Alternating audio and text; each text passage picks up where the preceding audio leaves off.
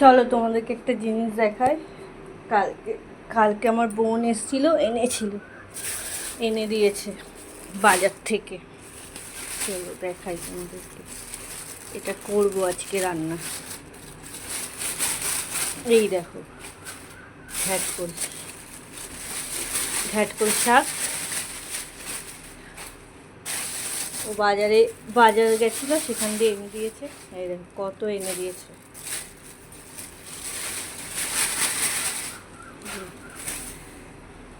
4-5 bundle.